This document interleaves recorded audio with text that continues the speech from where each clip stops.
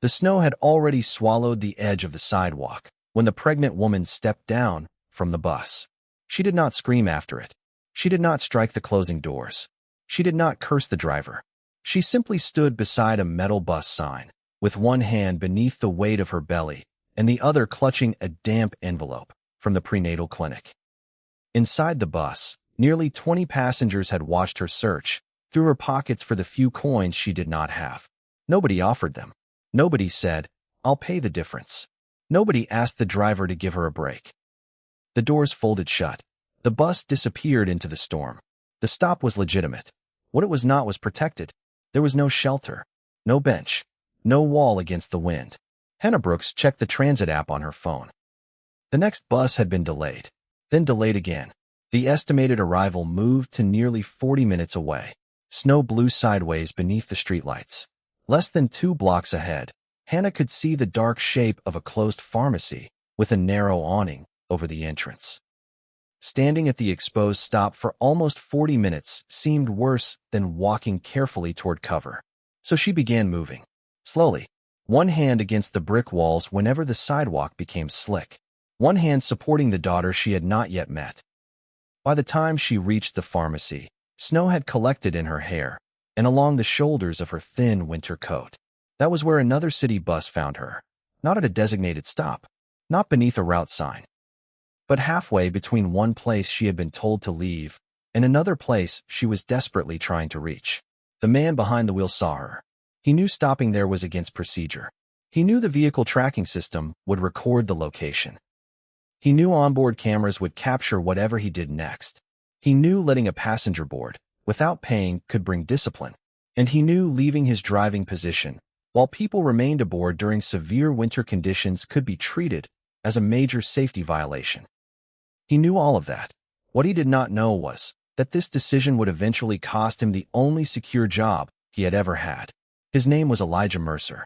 He was 38 years old, and the choice he made that evening had really begun 30 years earlier, when he had been the child standing in the cold. Elijah grew up outside Dayton, Ohio, in a narrow brick duplex with a sagging porch and a kitchen window that rattled whenever winter wind came from the west. His mother, Ruth Mercer, raised him alone. His father left when Elijah was young enough to believe every absence was temporary. There was no dramatic goodbye, no broken furniture, no shouting in the yard. One week his father's work boots sat beside the kitchen door. The next week they were gone. For a while, there were telephone calls. "I'll come Sunday. I'll take you fishing when it warms up. I haven't forgotten you." Then Sundays passed. Warm weather came. The fishing trip did not. The calls became shorter, then less frequent, then nothing. By the time Elijah understood that his father was not coming back, the man had already become a collection of objects. A socket wrench in a kitchen drawer, an old photograph inside a cardboard box, a dent in the hallway wall from a chair he had once carried badly. Elijah learned that abandonment did not always announce itself. Sometimes it simply grew quieter until silence became permanent. Ruth never taught Elijah to hate his father. She did not have enough spare energy for hatred. She cleaned rooms at a roadside hotel during the day and washed dishes at a family restaurant several evenings each week. Her hands were dry and cracked around the knuckles. The heels of her work shoes were worn unevenly. Some nights she lowered herself into a kitchen chair, as if every joint in her body had to vote before allowing her to sit. Yet Elijah could barely remember hearing her say life was unfair. She believed complaints were allowed. They just had to lead somewhere. If the roof leaked, complain while finding a bucket. If the furnace failed, complain while calling somebody who understood furnaces. If the electric bill was too high, complain while opening the envelope and deciding what could wait. Ruth's faith worked the same way. Her Bible did not sit untouched beneath a decorative cloth. It lived on the kitchen table. Receipts marked pages. Names were written beside verses. Coffee stains covered the bottom corner of Psalms. Once Elijah found the word electricity written beside a prayer because Ruth had been asking God for help with the utility bill. To Ruth, faith belonged in kitchens, laundromats, hospital hallways, broken cars, late notices, freezing apartments, and ordinary Tuesdays when nobody else was watching. She prayed. Then she moved. When an elderly neighbor named Mrs. Holloway lost heat during an ice storm, Ruth divided the small amount of kerosene they had. Elijah was 11. He watched his mother carry the container next door. But what if ours runs out? Ruth looked back at him. Then we'll be cold together. That's not better. No. She smiled. But she'll be alive. Another Sunday, a hungry man stood outside their church. Several people told him they would pray for him. Ruth walked across the street and bought him eggs, toast, and coffee. On the way home, Elijah asked, "If prayer works, why did you buy him breakfast?" Ruth stopped walking. "Prayer does work. Then why didn't you just pray?" She looked at him for several seconds. "Because sometimes, Elijah, you are the answer to somebody else's prayer." That sentence stayed with him. So did another. Whenever Elijah became overwhelmed by a problem too large for him to solve, Ruth would say, "You aren't God." The first time she said it, Elijah thought she was criticizing him. Then came the rest. "Nobody asked you to carry the whole world." She would wait. "But don't use that as an excuse to carry nothing." Elijah learned exactly what she meant when he was 8 years old. School closed early one winter afternoon because a heavy snowstorm was moving into Montgomery County. The office attempted to reach Ruth at work. The message never reached her. A substitute staff member left Elijah near the public bus stop he normally used with his mother. Ruth was supposed to meet him there. Ruth did not know he was coming. At first, Elijah was not frightened. Snow was still exciting then. He kicked at the powder around the bench, dragged his boot through it, counted passing cars, red ones, blue ones, trucks. The sky darkened. The temperature dropped. The shelter had one broken glass panel. Wind blew through the opening. Elijah tucked his hands inside his sleeves. His fingers hurt, then his feet. Then eventually they hurt less. That frightened him more. Cars passed. Some drivers never looked. Others did. That was the part Elijah remembered decades later. Not simply being alone. Being seen while alone. There is a difference. Loneliness makes you wonder whether anybody knows you are there. Being ignored after someone notices you can make you wonder whether being there matters. Headlights crossed Elijah's face, then disappeared. Again, again, again. He considered walking home. He was afraid Ruth would arrive the moment he left. So he stayed. Then an old station wagon slowed. Brown paint, rust around the wheel wells. One headlight dimmer than the other. An older woman lowered the passenger window. "You waiting for somebody, sweetheart?" "My mom." "How long?" Elijah looked down the street. "I don't know." The woman studied the falling snow. Then his thin gloves.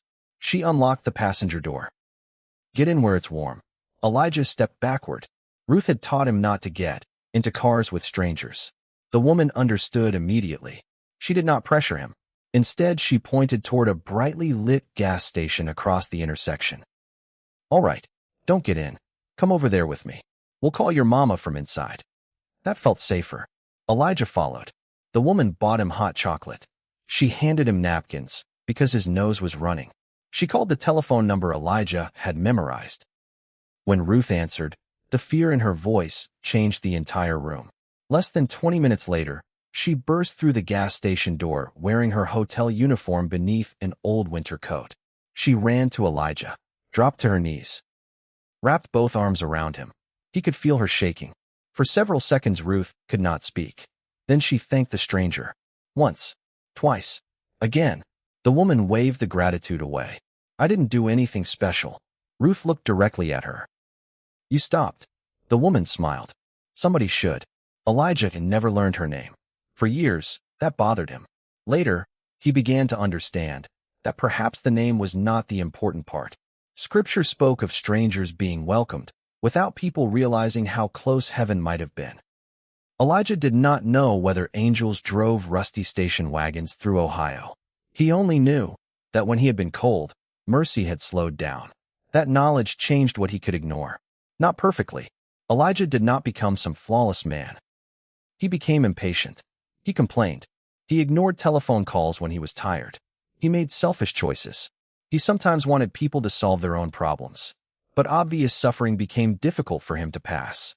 At 16, he walked an injured classmate home even though it made him late for work. At 19, he spent an entire night sitting beside a friend whose mother had died. At 24, he repaired a widow's broken furnace with borrowed tools and instructional videos, because she had been warming her apartment by leaving the oven door open. Elijah never called any of these things heroic. Ruth had made them feel ordinary. Somebody needed something. You were nearby. Start there. At 30, Elijah moved to Pittsburgh. A cousin told him the regional transit system was hiring.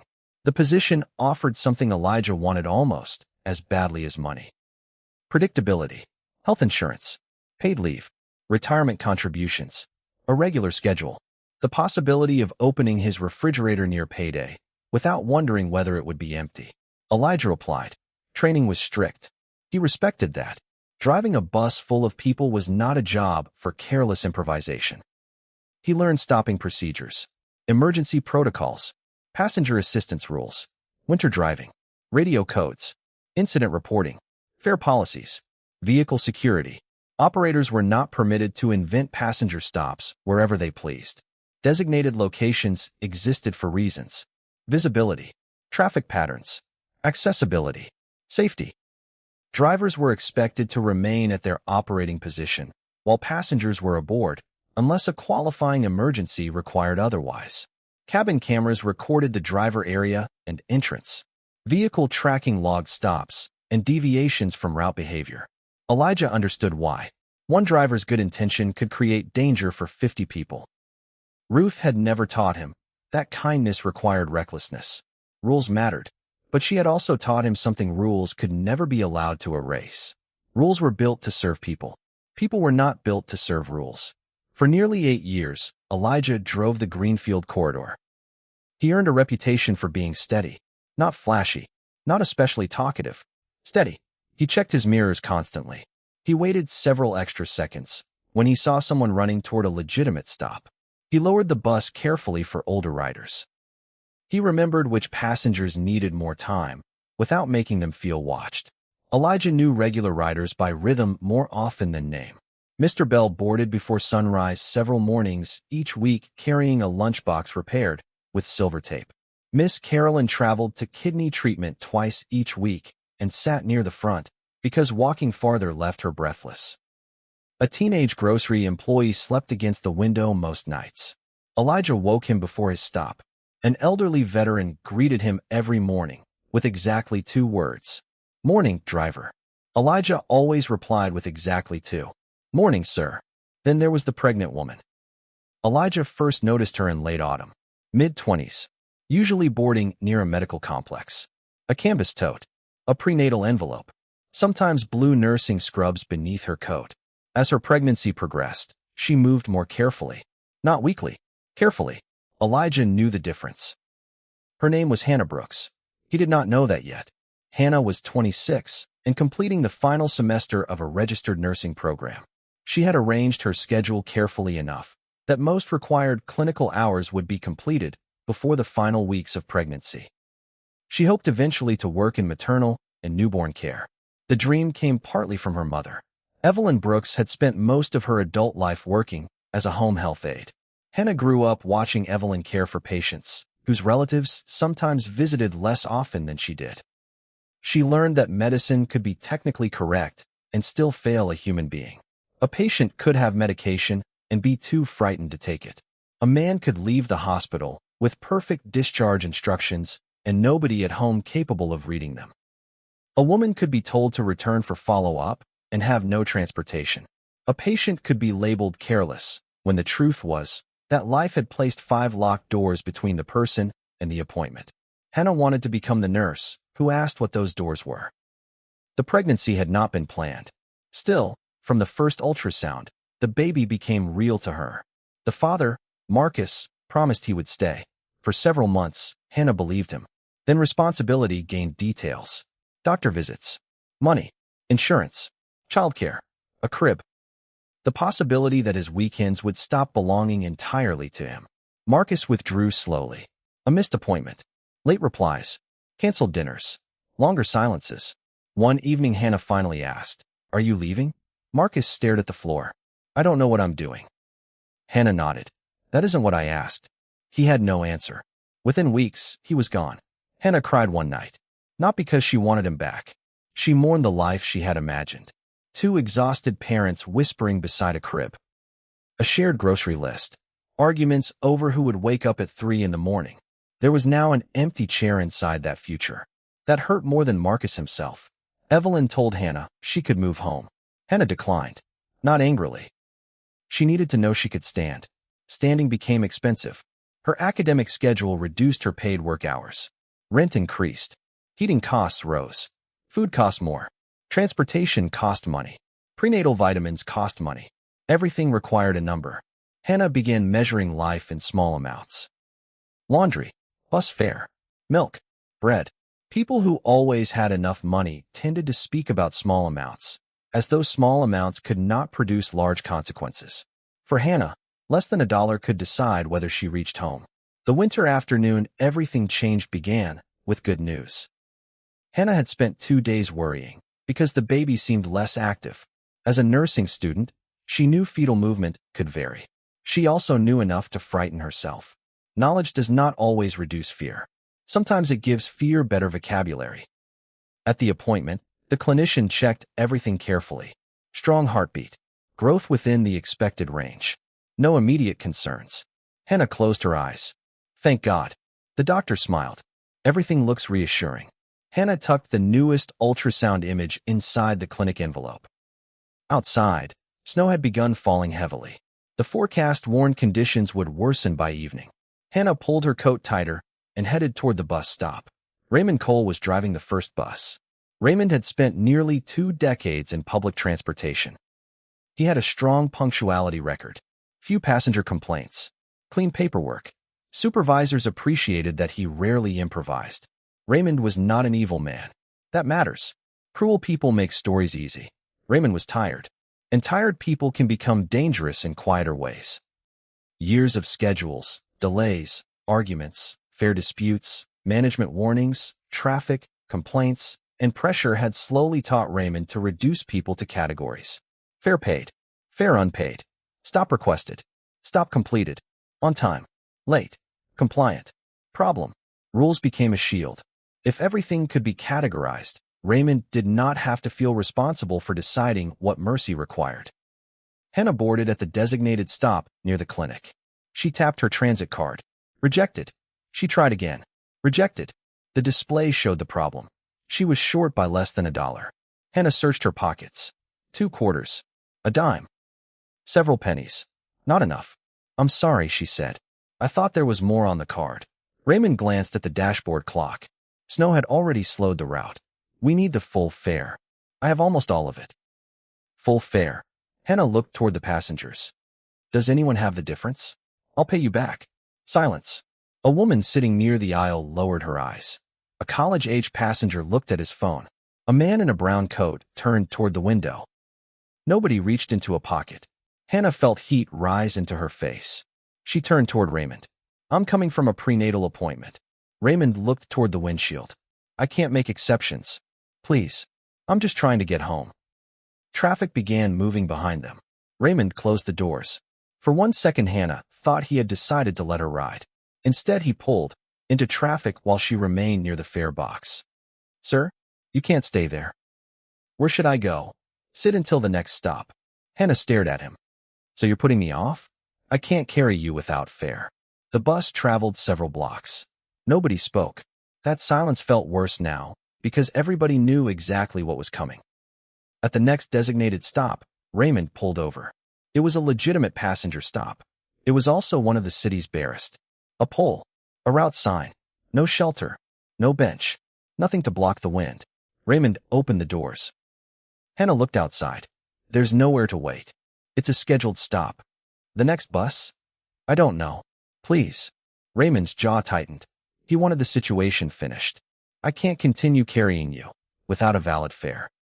Hannah looked back at the passengers. Still nobody spoke. She stepped down. Raymond closed the doors. The bus left. Because the stop was legitimate, the vehicle tracking system recorded nothing unusual about Raymond's stopping location. The camera recorded a fare dispute. Nothing automatically triggered a serious safety review, and Raymond continued his route.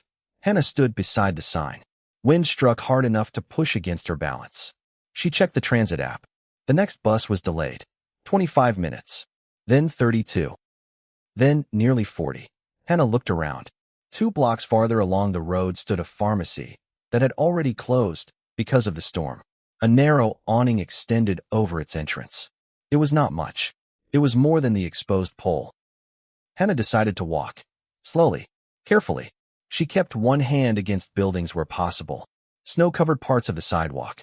At one intersection she waited, through an entire signal cycle, because a patch of ice looked dangerous. When Hannah finally reached the pharmacy, she was breathing hard. The door was locked. She stood beneath the narrow awning. Snow still reached her whenever the wind changed direction. She called Evelyn. No answer. Her mother was working. She considered Marcus. His name remained stored in her phone. Her thumb hovered above it. Then she locked the screen. No. She had already learned what his silence meant. The clinic envelope was becoming wet around the edges. Hannah tucked it beneath her coat. Inside was the ultrasound image. A tiny face. A curved spine. One hand near the cheek. Proof of a future depending entirely on Hannah continuing to stand, when standing became difficult. The baby moved. Hannah pressed her palm against the movement. We're okay. She wanted the words to be true. Then headlights appeared through the snow. Another city bus. Elijah Mercer was behind the wheel. He had not been scheduled for the evening shift. He had completed his normal work earlier, that afternoon, and was eating soup at home when dispatch called. Several operators had requested early release because road conditions were deteriorating. Could Elijah cover part of an evening route? He looked out the window. Snow was becoming heavy. He wanted to say no. Then he imagined people waiting at legitimate stops. I can be there in 20 minutes. He returned to the depot. Now, driving slowly through the storm, Elijah noticed someone beneath the pharmacy awning. At first he saw a dark shape, then a woman, then the pregnancy. Snow covered her hair and shoulders. Elijah checked the road. The next designated stop was still several blocks ahead. Stopping here would be unauthorized. The tracking system would record the location. The camera would capture the doors. Allowing someone aboard without fare would be another violation. Leaving his driver's position while passengers remained inside during dangerous winter conditions could be treated as a serious safety breach. Elijah knew every part of that calculation. He also knew what the job meant. For almost 8 years it had given him what childhood never had. Insurance, retirement, predictable income, paid leave, a future. He had savings. Not much. Enough to feel different from the boy whose mother once wrote utility bills beside Bible verses. Elijah had spent most of adulthood trying to outrun instability. Then he looked at Hannah. And suddenly the past stopped being the past. A broken bus shelter in Ohio. Numb fingers. Passing headlights. A rusty station wagon slowing. Get in where it's warm. Then Ruth's voice. You aren't God. And the rest. Don't use that as an excuse to carry nothing. Elijah checked his mirrors. Traffic behind him was moving slowly enough that he could pull safely into an empty curbside area beside the pharmacy. Safe did not mean authorized. He pressed the brake. The bus slowed. Several passengers looked up. Elijah activated the hazard lights. The tracking system logged the unscheduled stop. He pulled the parking brake. The camera recorded the doors opening. Hannah stared toward him. Beside Elijah's seat lay a heavy charcoal winter transit jacket. The outerwear remained transit property under uniform policy and normally had to be returned when employment ended. Years earlier, Elijah had requested a size larger than he needed. A coworker had laughed. You planning to gain 50 pounds? Elijah had smiled. No, he never explained.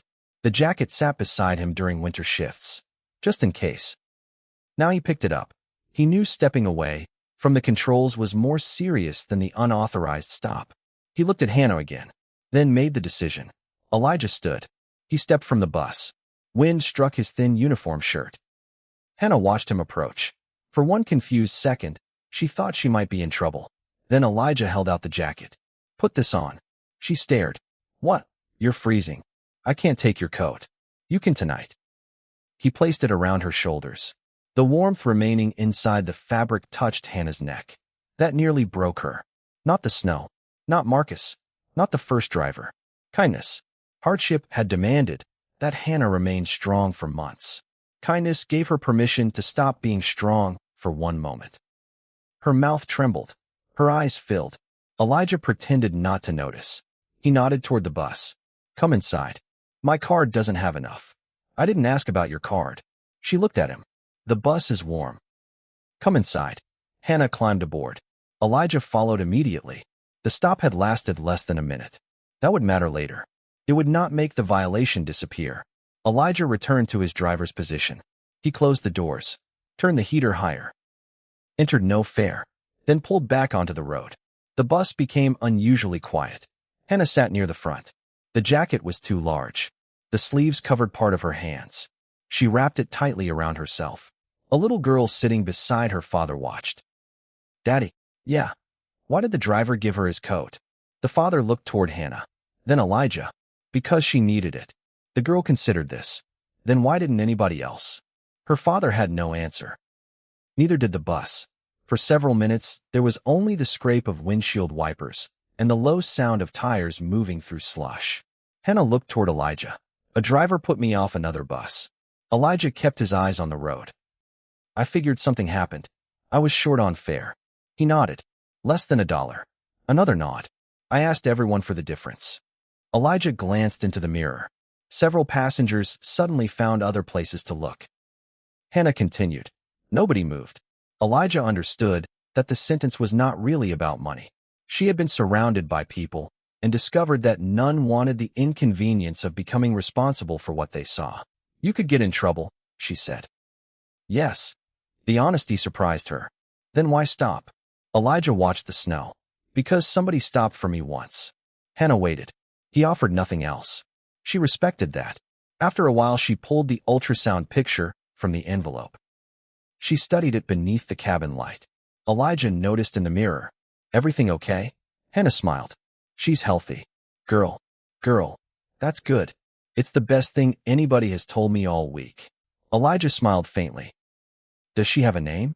Grace. He repeated it. Grace. My mother likes it. So do I. She says grace is what God gives you when you couldn't have earned what you needed. Elijah almost laughed. Your mother and mine would have gotten along.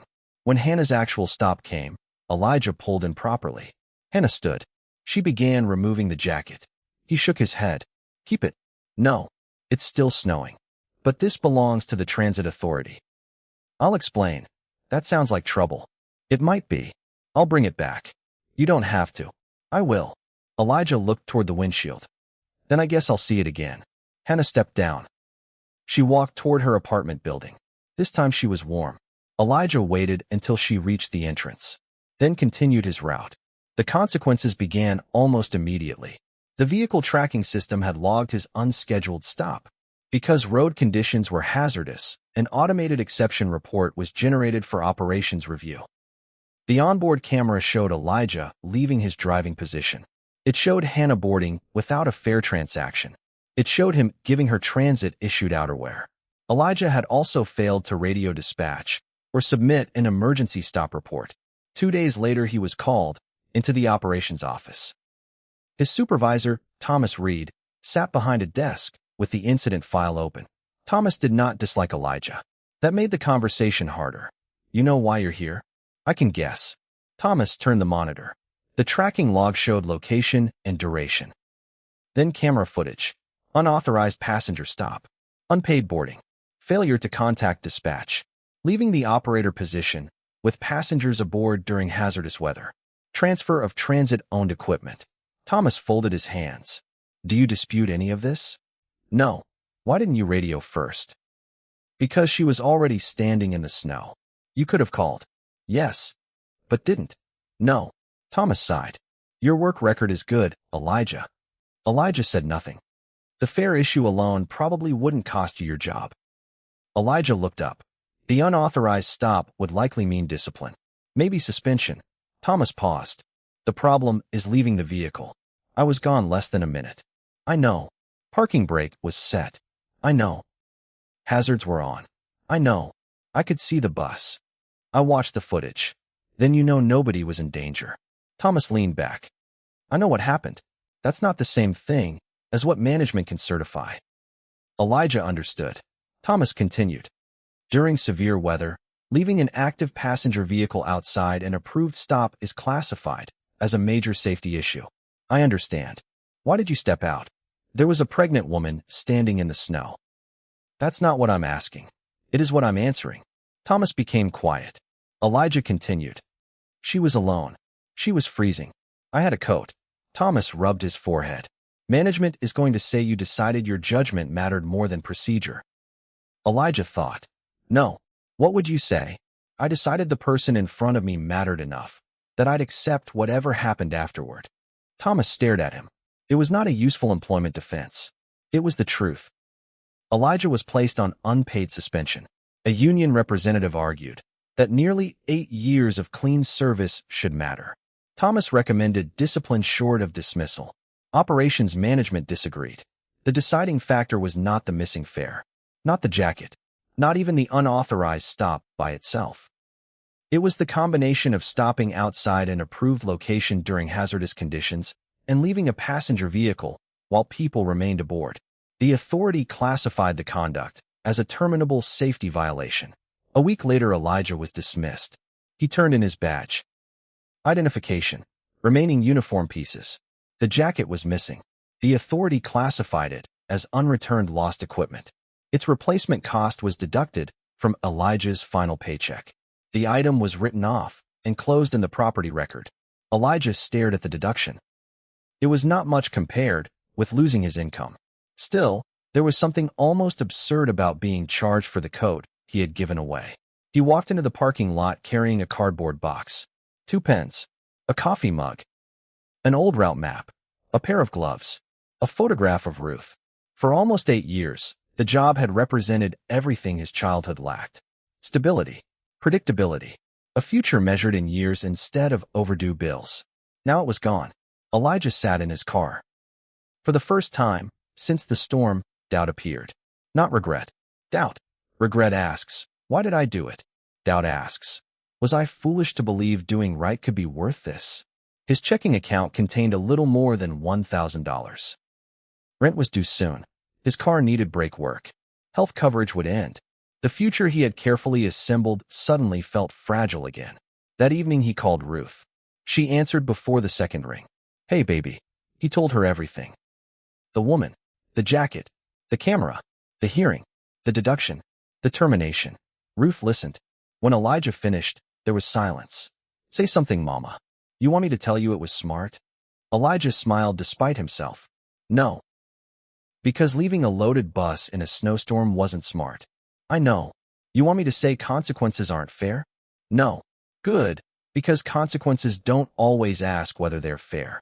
Elijah rubbed his eyes. Ruth asked. Was she cold? Yes. Was she alone? Yes. Could you help? Yes. Then I'm not sure what answer you're asking me for. I lost the best job I've ever had. I know. What if I don't find another? We figure it out. What if I lose this apartment? We figure it out. Mama, I'm 38. I don't want my mother rescuing me. Ruth answered immediately. Don't confuse being loved with being rescued. Elijah became quiet. Then Ruth said, You remember the Good Samaritan? Of course. Everybody remembers that he stopped. Elijah waited. They forget stopping cost him something. She continued. He used his own oil, his own wine, his own animal, his own money. I know. No. Listen differently. Ruth paused. If the wounded man was riding the Samaritan's animal, who was walking? Elijah understood. The Samaritan. Exactly. Her voice softened.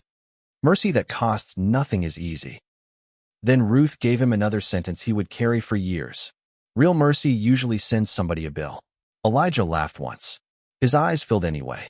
So this is the bill? Maybe part of it. You're terrible at encouragement.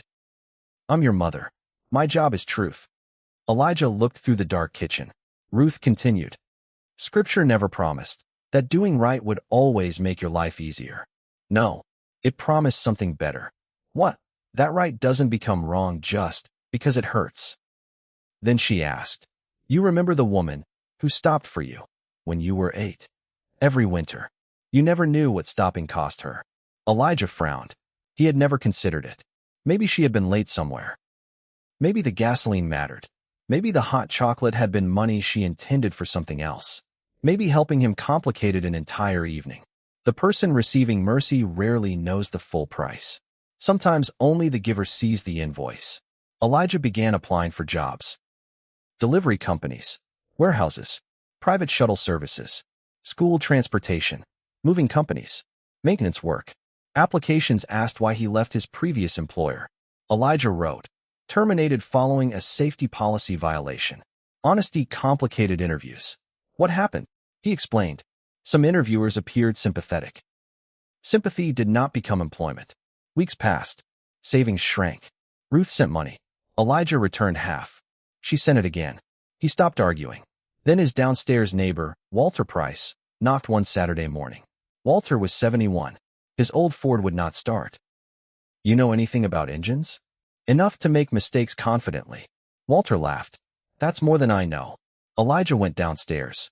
The problem was minor. A badly corroded battery terminal. He cleaned it, tightened the connection. The engine started. Walter tried to pay him. Elijah refused. 2 days later, another neighbor appeared. Then another. Word traveled. Elijah had learned basic auto work from an uncle when he was young. He was not a professional mechanic. Many people did not need a professional. They needed someone who could explain why the battery died, why the belt squealed, why the car would not start, why the warning light stayed on. Elijah began fixing simple problems in the parking lot. He charged very little, sometimes nothing. One morning, a woman named Dorothy Hayes asked him to examine her car. Dorothy was in her late 60s. The vehicle had been unreliable for weeks. Elijah spent more than an hour repairing a loose electrical connection and installing a replacement part she had already purchased. When the engine finally ran smoothly, Dorothy closed her eyes. Thank God. Elijah wiped his hands. That bad? I have radiation tomorrow. Elijah stopped. Cancer. She nodded. I missed last week's appointment because this thing wouldn't start. What time tomorrow? 8:30. I'll drive you. Dorothy frowned. You just fixed it. I know. Then why drive me? Because if it decides to embarrass me tomorrow morning, I want to be there. Dorothy laughed. The car started perfectly the next morning. Elijah drove her anyway. That ride changed the direction of his life. Dorothy told him about appointments she had missed. The public route required transfers. Cold weather made waiting harder. A neighbor could occasionally drive, but worked most mornings. One medical transportation service required advance arrangements she had struggled to understand. Elijah listened. Over the next weeks, he heard variations of the same story. Mr. Bell had missed a cardiology follow-up when a connection failed. Mrs. Simmons delayed collecting medication because the trip required more walking than her knees tolerated. A young father named Caleb almost missed a job interview when his vehicle would not start. Elijah realized the people bringing him cars did not simply have vehicle problems. They had access problems. The car was the bridge. What mattered was the other side. Cancer treatment, medicine, employment, prenatal care, food, a specialist. Elijah bought a cheap notebook. Dorothy Hayes, Cancer Center. Wednesday, Mr. Bell, Cardiology. Friday, Mrs. Simmons. Pharmacy. Monday, Caleb, Job interview. Tuesday. At first, Elijah drove people only when their cars failed. Then he started asking before they needed to ask him. He charged nothing. When people insisted, he accepted fuel money. He still filled out applications. Still worried about rent. Still wondered what his future looked like. But for the first time, since being fired, Elijah woke with somewhere meaningful to go. Meanwhile, Hannah continued wearing his jacket. The sleeves were long, the shoulders broad. It would not zip completely over her growing belly. Still, she wore it. Evelyn noticed immediately. That isn't yours. Hannah told her everything. Raymond, the passengers, the exposed stop, the pharmacy, the second bus. Elijah stepping into the snow. Evelyn touched the sleeve. He gave you this? Yes. And never asked your name? No. Did you get his? Hannah froze. She had not. I was upset. I know. I'll return it. Evelyn nodded. Find him. Why? Because people ought to know when the good they did kept traveling after they left. Hannah intended to search. Life became more complicated first. The final weeks of pregnancy exhausted her. Because most clinical requirements had already been completed, her nursing program allowed Hannah to finish remaining academic work remotely and return afterward for a short final skills requirement. The arrangement prevented her education from collapsing. It did not make anything easy. One early spring morning, Hannah woke before dawn, with pressure deep across her abdomen. She waited. It returned. She called Evelyn. By sunrise, Hannah was in the maternity ward. Hours became meaningless. Pain, breathing, hands, instructions, fear, prayer. At one point, Hannah gripped her mother's hand. I can't. Evelyn leaned close. You already are. Then there was a sound that belonged to someone new. A baby's cry. Small, sharp, alive. Hannah began sobbing. Every fear of the previous months seemed to arrive at once and dissolve. Marcus, money, school, the bus, the snow, the humiliation, the jacket, the heartbeat. None of it disappeared. All of it suddenly became smaller than the person breathing against her chest. Hello, Grace. Grace Evelyn Brooks weighed a little more than 6 pounds. Dark curls lay flattened against her head. Her hands opened and closed as if testing the world. Evelyn stood beside the bed crying. Hannah smiled. You said you wouldn't cry. I changed my mind. You never change your mind. I'm a grandmother. New rules. On a chair beside the hospital bed lay Elijah's transit jacket. Hannah had worn it to the hospital. She stared at it. Until that morning, the coat represented what somebody had done for her. Now it represented somebody. A man had stepped away from a warm bus, taken off his jacket, walked into snow, and told her to keep it. She did not know his full name. She did not know what happened after his bus left. Hannah looked at Grace, then at the coat. I need to find him. Evelyn followed her gaze. Yes. After recovering, Hannah returned to complete the final nursing requirements. She graduated. She studied while Grace slept. She passed her licensing examination. Then she accepted an entry-level registered nursing position at a community health center. Hannah worked primarily in the women's health and prenatal unit. The center itself served a much broader population. Primary care, chronic disease management, medication follow-up, women's health, referrals to cardiology, prenatal services, social support. It was not yet the hospital labor and delivery role Hannah had once imagined. She discovered she loved the work. The health center showed her what happened before people ever reached a delivery room or specialist office. Missed appointments, transportation problems, unfilled prescriptions, blood pressure checks that never happened, patients described as careless when the actual problem was a bus that failed to arrive. Hannah understood. She had stood at the intersection between healthcare and transportation herself. She also continued searching for Elijah. She called the transit authority. They would not release former employee information. She posted in neighborhood groups. Someone remembered the snowstorm.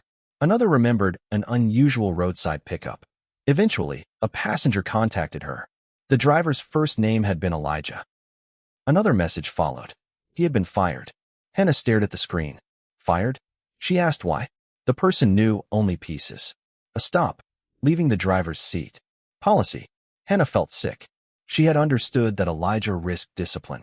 She had not understood that he had risked his entire livelihood. She called the transit authority again. Someone confirmed that an employee with Elijah's first name had left. Nothing more. Hannah kept looking. Weeks became months. Then, one Thursday morning in early summer, Hannah stepped outside the community health center. A patient was late. Dorothy Hayes. Dorothy had missed previous visits because of transportation problems. Hannah carried Grace against her chest in a soft carrier. Elijah's jacket was over her scrubs. A faded silver Ford pulled into the parking lot. Dorothy stepped from the passenger side. A man walked around to help her. Hannah watched him.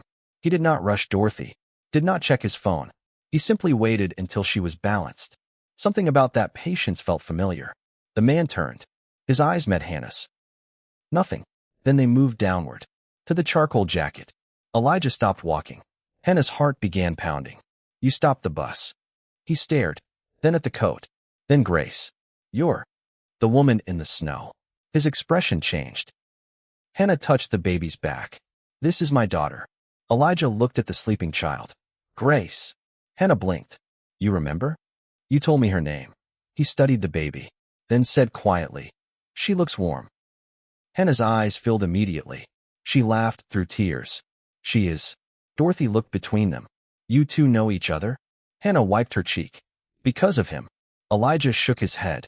Don't make it bigger than it was. Hannah looked directly at him. You lost your job. Elijah became still. Who told you? I've been looking for you. He looked toward the ground. You lost it because you stopped for me. It's more complicated. Then tell me. They sat on a bench outside the health center. Dorothy went inside. Grace slept between them. Elijah told Hannah everything. Tracking records. Camera footage.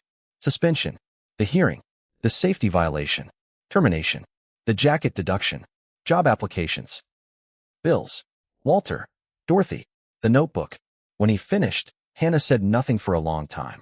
Then, they fired you, because you stopped, where you weren't supposed to. Partly. Hannah looked toward the entrance. No. Elijah frowned. You stopped exactly where you were supposed to. He gave her a puzzled expression. There just wasn't a bus sign there. Elijah stared at her. Something inside him loosened. Hannah asked to see the notebook. She read the names. Dorothy Hayes. Mr. Bell. She stopped. Mr. Bell comes here. Elijah looked at her. For cardiology follow-up? Our primary care team handles some of his follow-up and coordinates the cardiology referral. She turned the page. Mrs. Simmons, too. Pharmacy. Medication management through this center. Another name. Another. Several people Elijah had been driving were connected to the health center. The same people. The same problem. Elijah had been seeing transportation barriers from the street. Hannah had been seeing the consequences inside the clinic. Different sides of the same gap. Hannah closed the notebook. What if this became something real? Elijah looked almost offended. It is real. You know what I mean. No. A transportation program. He laughed. With what money? Grants. Donations. Churches. Clinics. I don't know yet. Strong business plan. We learn. Who writes grants? We learn. Who finds cars? We ask. Drivers? We ask. Insurance? We figure it out. Elijah stared at her. You say we a lot. Hannah adjusted Grace. You gave me a code before you knew my name. She smiled. I can give you some paperwork. Elijah laughed harder than he had in months. That evening he called Ruth. He told her everything. The woman. The baby. The jacket. The health center. The matching names. The idea. Ruth listened. Then asked, what's that baby's name again?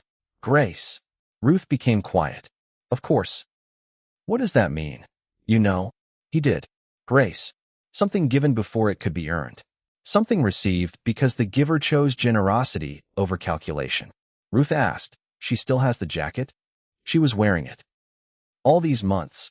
Yeah. Ruth chuckled. Baby, that thing stopped being a jacket a long time ago. What is it?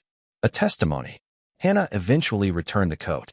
Because the transit authority had already classified it as lost, deducted its replacement value, and closed the property record, Elijah no longer had an outstanding uniform item to return. He could have thrown the old jacket away. He did not. They began building.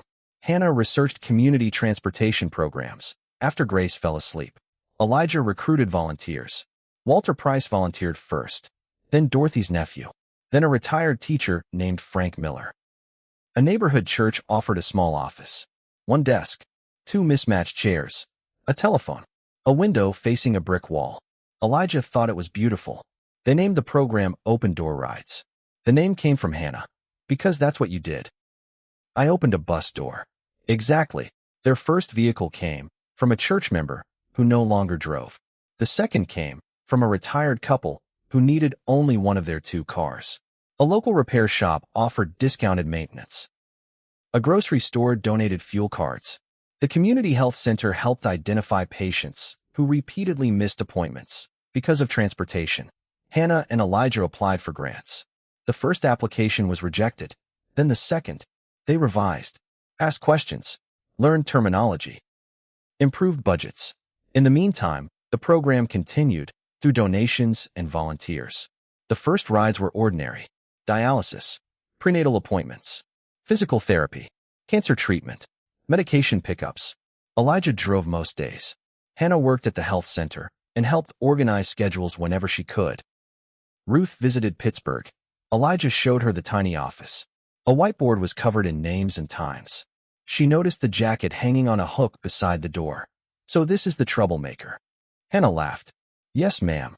Ruth touched the sleeve, then looked around the office. No. Elijah frowned. The trouble was already here. She tapped the coat. This just made you see it. Nobody spoke. Some sentences require silence. During the first winter, open-door rides transported more than 100 patients. Not thousands. Not yet. 100 people. To Elijah, everyone mattered. Dorothy completed radiation. Mr. Bell made every scheduled cardiology visit for 6 straight months. Mrs. Simmons stopped delaying medication pickups. A pregnant patient named Rebecca had previously missed several prenatal appointments. With reliable transportation, she began attending consistently. Months later, she delivered a healthy boy. Hannah messaged Elijah. Another warm baby. Elijah stared at the message, then at the jacket. He thought of the unknown woman from Ohio. The rusty station wagon. The hot chocolate. Get in where it's warm. He wondered whether she remembered him. Maybe she did not. That was part of the strange mathematics of kindness. The giver might forget. The receiver might carry it forever. 2 years passed. Open-door rides expanded. A local foundation eventually approved funding. Another health center joined. Then another. More volunteer drivers signed up. Elijah was offered a paid position as transportation coordinator. The salary was lower than his old transit salary. He accepted. A local television station eventually visited. The reporter stood near the jacket. Do you consider yourself a hero? Elijah shook his head. No. You lost your job helping a pregnant woman. I stopped a bus. And now all of this exists. Elijah looked around. Phones. Schedules. Drivers. Names. The jacket. That stop didn't create all this. What did it do? It showed me how many people were already standing in the cold. The reporter paused. Do you regret it? No. Even after losing your job, if you'd asked me during the first month, I'd have told you I was terrified. But you'd stop again? Yes. Why? Elijah considered the question. Because sometimes you don't get to know the ending before you're asked to do what's right. The interview aired that evening. Raymond Cole saw it in the transit employee break room. He recognized Hannah, then Elijah, then the coat. Raymond turned the volume higher. He had remembered the winter incident more often than he admitted. The coins, Hannah's face, the silence of the passengers, the legitimate but exposed stop where he had told her to leave. For 2 years he had defended himself internally. I followed the fair rule. I stopped at an approved location. I had a schedule. I couldn't make exceptions for everyone. Some of those statements were true. That was why they were useful. The strongest excuses are rarely complete lies. Raymond had followed procedure. He had also had choices. He could have paid the missing amount himself. He could have asked passengers again. He could have contacted dispatch about the situation. He could have told Hannah to sit while he figured something out. Instead, he had chosen the option that required the least of him. On television, Elijah spoke about patients missing medical care because transportation failed. Raymond switched off the screen.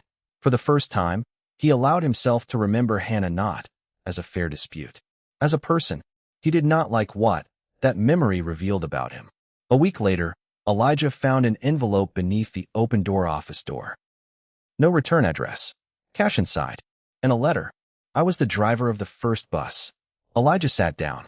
He continued reading. I've spent almost 2 years telling myself that I followed the rules. That is true.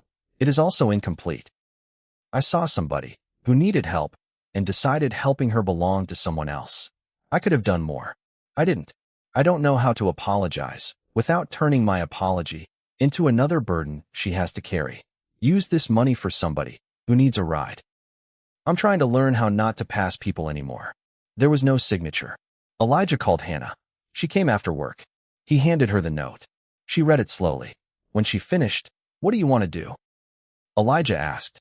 Hannah looked at Grace, now a toddler playing beside the desk. Then the money. Use it. For what? The next person. No confrontation followed. No public humiliation. No dramatic forgiveness scene. Raymond's failure remained real. Forgiveness did not rewrite what happened. It simply refused to let the worst moment become the final author of everything that came after. The cash paid for fuel. Fuel became rides. Rides became medical appointments. An apology became transportation. A failure became part of somebody else's mercy. Time continued. Open-door rides grew. So did Grace. Ruth remained one of Elijah's most faithful callers. She never wanted statistics. She asked different questions. Did Dorothy finish treatment? How's that pregnant girl? That old man, with the lunchbox, still going to his appointments? Elijah sometimes laughed. You know we serve more than 3 people now. I know. Then why ask about the same ones? Because numbers don't have mothers. Elijah never forgot that either. Several years after Open Door began, Ruth's health declined quickly. She did not make a performance of it. That would have been unlike her. She kept drinking tea from the same chipped mug, kept reading the same Bible, kept asking Elijah whether he was eating. One evening they spoke by telephone. Weather, groceries, grace, a faucet in Ruth's kitchen that refused to stop leaking. Before hanging up, Ruth asked, "You still stopping?" Elijah laughed. "Every day." Good. Those were the final words he ever heard her say. Ruth died peacefully in her sleep. She was 73. At the funeral, Elijah prepared a speech. He never used it. Instead, he opened Ruth's worn Bible. Receipts still marked pages. Names filled margins. Beside the story of the Good Samaritan, Elijah found a line written in Ruth's handwriting. For words, faith crosses the road. Elijah stared at them. He had never seen this sentence before. Faith crosses the road. Not faith notices. Not faith discusses whether somebody else should help. Not faith feels bad from a distance. Faith crosses. The Samaritan saw the wounded man and moved toward him. He interrupted his own journey, used his own resources, spent his own money, accepted inconvenience. Elijah thought about Scripture differently that day. Joseph refused what he knew was wrong and still went to prison. Daniel remained faithful and still entered the lion's den. The apostles obeyed their calling and were beaten. Christ loved perfectly, and the world answered that love with a cross. Faithfulness had never guaranteed comfort. Scripture did not teach that doing right would always make circumstances easier. It taught that ease could never be the final measure of whether something was right. Elijah closed the Bible. Then he told the congregation about the snowstorm when he was 8, the unknown woman, the station wagon, the hot chocolate, Hannah, the jacket, losing his job, Dorothy, the notebook, open door rides, Grace. Then Elijah told them the truth he had only recently begun to understand. None of it started with him. Perhaps it did not even begin with Ruth. Somebody had probably shown Ruth mercy before he was old enough to notice. And somebody may have shown mercy to that person. Kindness rarely begins where we first see it. It moves through generations like underground water. Then it surfaces somewhere unexpected. A tired hotel worker raises a son. A stranger stops a station wagon. A frightened boy becomes a bus driver. A bus driver sees a pregnant woman. A pregnant woman becomes a nurse. A nurse helps build a transportation program. A child grows up hearing the story. One act becomes another, then another, then another.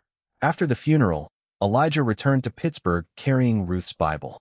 The next morning he went into the open door office before anyone else arrived. He took a small card, wrote 4 words, "Faith crosses the road." He placed the card beneath the old transit jacket. That was where it remained. By the program's 5th year, Open Door Rides had dozens of regular volunteers and partnerships with several community health organizations. Thousands of rides had been completed. Elijah could have framed the number. He did not. The words beneath Ruth's old lesson mattered more. Faith crosses the road. When visitors asked what it meant, Elijah usually gave a short answer. Noticing isn't enough. Grace grew older. When she was old enough to understand the basic story, she began asking about the jacket. "Why don't you throw that old coat away?" Hannah smiled. "You want to tell her?" Elijah shook his head. "Your story." Hannah lifted Grace onto her lap. "Before you were born, Mommy was outside in a snowstorm." "Why?" "Because I couldn't stay on the bus." "Why?"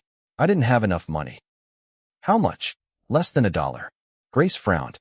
"That's silly." Hannah laughed softly. It felt very big that night.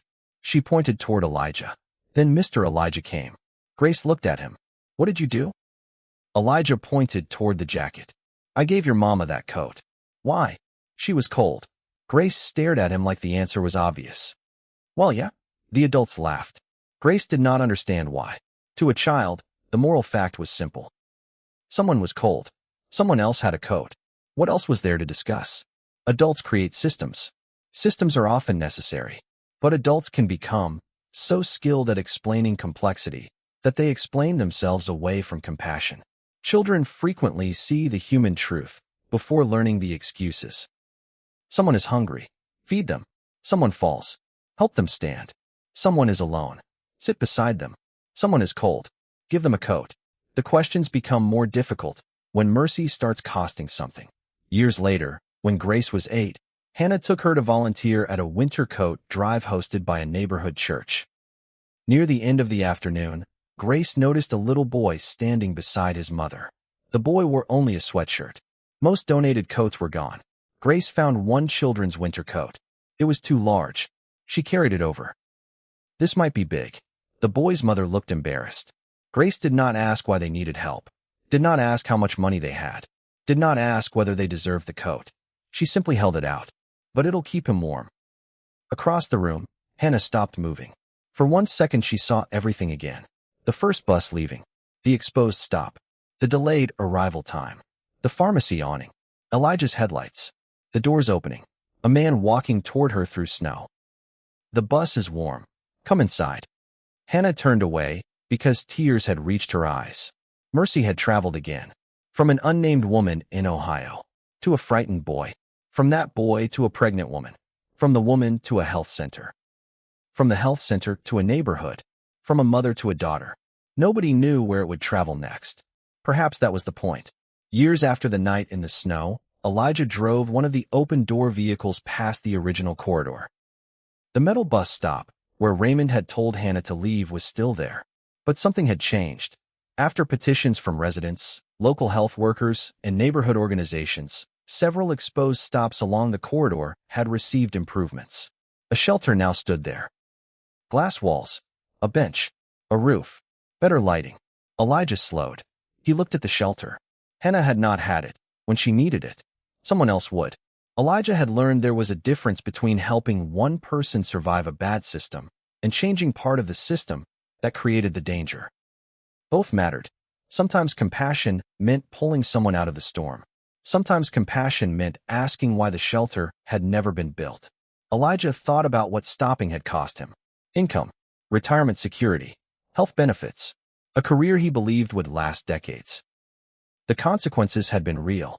That part of the story mattered. Stories about goodness sometimes become dishonest by pretending every sacrifice receives an immediate reward. Life does not work that way. Sometimes telling the truth costs the promotion. Sometimes defending someone costs friendships. Sometimes generosity leaves less money in the account. Sometimes kindness makes you late. Sometimes obedience creates uncertainty instead of removing it. Faith does not mean believing consequences will disappear. Faith means refusing to make comfort the highest authority in your life. Years later, people still asked Elijah the same question. If you had known they'd fire you, would you have stopped? For a long time, he answered too quickly. Eventually, he learned to respect the question. He remembered the fear. The bills. His mother's money. The humiliation of applications. The nights he wondered whether he had destroyed the first stable future he ever had. Then he answered, yes. Not because he was fearless. Not because jobs did not matter. Not because safety rules were foolish. He would stop because there are moments when a decision reveals the person you are becoming. The first bus showed Hannah what happened when everyone decided compassion belonged to someone else. The second bus showed what happened when one person refused. One person, not a millionaire, not a politician, not a celebrity, not somebody with unlimited time or money. A tired bus driver wearing an ordinary winter coat. That is what makes Elijah's story uncomfortable. If he had been extraordinary, people could admire him safely. They could say, he was special, then go home unchanged. But Elijah was ordinary. He worried about money. He got tired. He complained. He made mistakes. He wanted security. He sometimes chose himself. He was not fearless. He was not perfect. He simply reached a moment when driving past felt more wrong than stopping. And because he was ordinary, his example removed an easy excuse. There will always be another person standing in some kind of cold. It may not be snow. It may be grief, poverty, fear, shame, loneliness, a hospital waiting room, a single mother counting coins at a grocery register, an elderly neighbor whose porch light has remained dark for several nights, a coworker who suddenly stops talking, a teenager who begins eating alone, a stranger with a broken car, a person inside your own home who keeps saying, "I'm fine," while everything in their face says otherwise. You cannot fix all of it. Ruth was right. You are not God. Nobody asked you to carry the entire world. But that truth was never intended to become permission to carry nothing. You may not be able to solve someone's financial problems. Maybe you can buy dinner. You cannot cure cancer. Maybe you can drive someone to treatment. You cannot erase grief. Maybe you can sit beside it. You cannot repair every broken family. Maybe you can make one telephone call. You cannot rebuild an entire transportation system tonight. Maybe you can open one door. That is how open door rides began. One door, one jacket, one decision. People spend much of life asking whether small choices matter. We want proof before sacrifice, guaranteed results, a visible ending, before agreeing to participate in the beginning. The woman who helped 8-year-old Elijah did not know what would happen. Ruth did not know. Elijah did not know. Hannah did not know. They acted before proof arrived. That is one shape faith can take. Not knowing the entire road. Taking the next faithful step anyway. Sometimes that step crosses a street. Sometimes it opens a bus door. Sometimes it removes your own coat. Sometimes it costs more than you expected. And sometimes, years later, you discover that what left your hands did not disappear. It multiplied. Elijah once thought the jacket was something he had lost. Then he understood. It had been planted. That is the strange economy of grace. What we clutch remains only what it is. What we give can travel. A jacket becomes warmth. Warmth becomes trust. Trust becomes connection. Connection becomes service. Service becomes a program. A program becomes thousands of rides.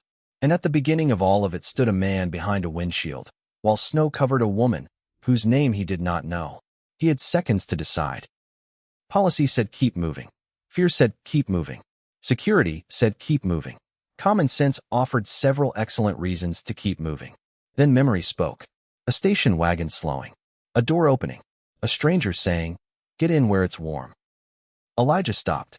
Maybe mercy is sometimes nothing more complicated than refusing to let the cold have the final word. Your moment may not announce itself. There may be no music, no audience, no camera crew. Nobody may applaud. The person you help may never know your name. You may never discover what happened afterward. You may even pay a price. But remember the Samaritan. He did not know the wounded man's future before crossing the road. He only knew the man was wounded.